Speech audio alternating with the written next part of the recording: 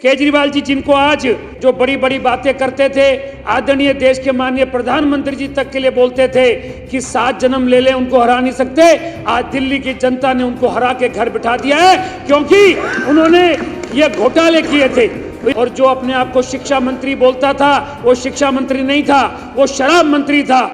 आदरणीय उपराज्यपाल महोदय ने जो हमारा रोड मैप रखा है, आदरणीय सीएम मैडम जो हमारी रेखा जी, जिन्होंने उनकी पूरी कैबिनेट ने जो विज़न दिया है दिल्ली को, आज उपराज्यपाल महोदय के अपने भाषण के हिसाब से हम लगता है आने वाले समय में जितने वादे हमने किए हैं, हमारी सरकार उन सब वादों को जरूर पूरा करेगी।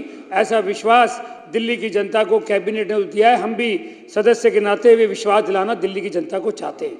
साथ ही जो सीएजी की रिपोर्ट जो आज पटल पर रखी गई है, जिसके बारे में सबसे शुरू में आदरणीय लवली जी ने जिस बात का जिक्र किया कि हमेशा जब भी कोई सरकार होती है उसके लिए ये सीएजी की रिपोर्ट साल में 2 साल में यहाँ पेश होनी चाहिए। सुन के बड़ा वो हो रहा है कि 10 साल से सरकार थी और सीएजी की रिपोर्ट को पेश नहीं किया गया।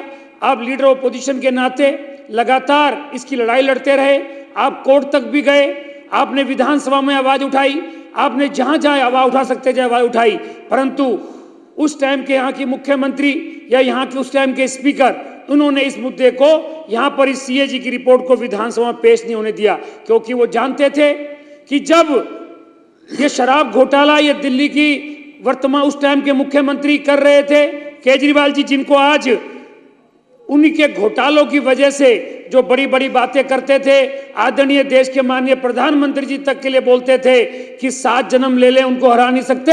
आज दिल्ली की जनता ने उनको हरा के घर बिठा दिया है, क्योंकि उन्होंने ये घोटाले किए थे। तो ये घोटाले की वजह से, और जो अपने आप को शिक्षा मंत्री बोलता था, वो शिक्षा मंत्री नहीं था, वो शराब मंत्री था, उसको भी आज दिल्ली की जनता ने घर बिठा दिया है, क्योंकि ये दिल्ली की जनता का पैसा था जो दिल्ली की जनता के साथ इन्होंने धोखा किया था।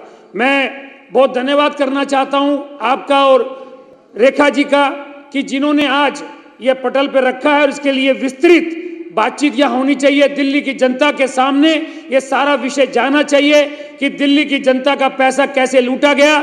जब कोरोना काल चल रहा था तो कोरोना काल के अंदर ही ये शराब नीति बनाई गई थी।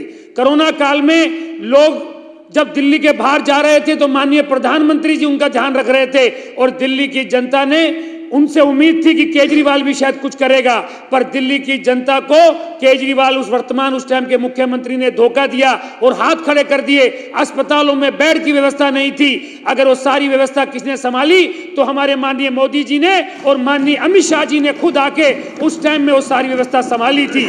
तो मैं आपके से माध्यम से ये जो आज यहाँ पर पेश हुई है, मुझे लगता है इसको विस्तृत के लिए 3-4 दिन जरूर सदन बढ़ाया जाए, और जब इसकी जानकारी दिल्ली की जनता को मिलेगी कि कितना बड़ा घोटाला हुआ, और घोटाले की एक बात कह के अपनी बात को समाप्त करूंगा। जब उनको ये लगा कि वो पकड़े जा रहे हैं, और जब ये मामला हमारी पार्टी ने जगह जगह पर उठाया, तो उन्होंने खुद भी इसको वापस किया, क्योंकि उनको समझ में आ गई थी गलती तो बहुत बड़ी कर दी है।